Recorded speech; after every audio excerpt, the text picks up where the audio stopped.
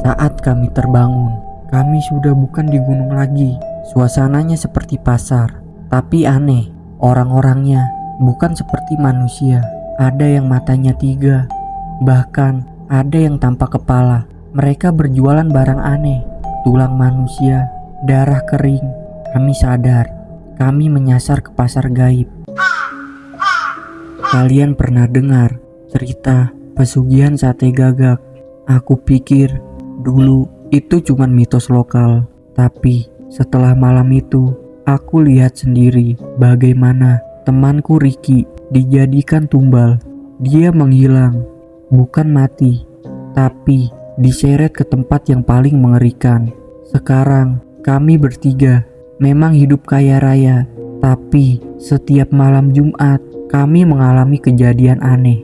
Kami masih dengar suara Ricky batuk di kamar kami. Dan kadang bau sate hangus ikut masuk lewat jendela.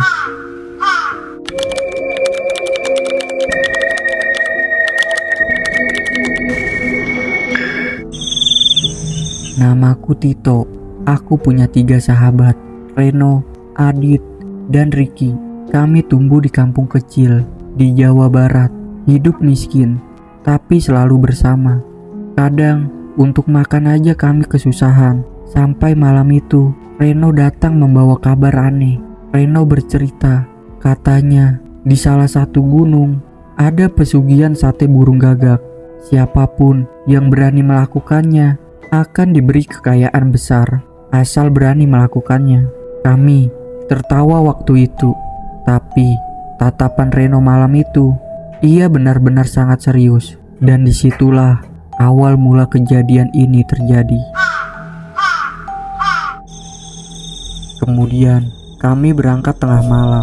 Pada saat itu cuaca gunung sangat dingin, jalanan licin, kabut tebal. Tapi anehnya makin naik, makin terasa seperti ada yang mengikuti di belakang kami. Sampai akhirnya kami berhenti di batu besar. Dari balik kabut muncul sosok kakek tua berbaju hitam, matanya merah, dan di tangannya ada bulu gagak hitam. Ia hanya berkata singkat, "Masak sate ini tepat jam 12 lewat 12 menit. Jangan lebih, jangan kurang. Kalau salah, yang datang bukan rezeki." Lalu dia hilang begitu saja. Singkat cerita, kami masak sate gagak itu di atas tungku kecil. Baunya amis, bikin perut kami mual. Tapi Reno terus bilang, "Lanjut aja Tit, ini satu-satu jalannya." Saat jam menunjukkan pukul 12 lewat 12, angin berhenti. Tiba-tiba dari balik kabut muncul suara perempuan tertawa pelan. Dan di dada kami muncul tanda hitam seperti bekas luka bakar, tapi nggak terasa sakit. Saat itu juga kami tahu permintaan kami sudah diterima. Setelah ritual selesai, kami mau turun gunung. Kami pikir ini semua sudah selesai. Ternyata kami salah besar. Ini awal mula kejadian mengerikan terjadi. Di tengah jalan, Ricky jatuh. Asmanya kambuh parah dan obatnya ketinggalan di bawah. Lalu kami cari tempat beristirahat dan menemukan gubuk tua di tepi jalan setapak. Di dalamnya kosong, cuman ada tungku hitam dan dupa kering. Kami istirahat di sana. Karena kelelahan, kami semua tertidur. Saat kami terbangun, kami sudah bukan di gunung lagi. Suasananya seperti pasar, tapi aneh. Orang-orangnya bukan seperti manusia. Ada yang matanya 3, bahkan ada yang tanpa kepala. Mereka berjualan barang aneh, tulang manusia, darah kering.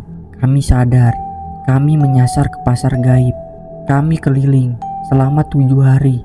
Kami tidak menemukan jalan keluar. Dan di hari ke-7, kakek tua itu datang lagi.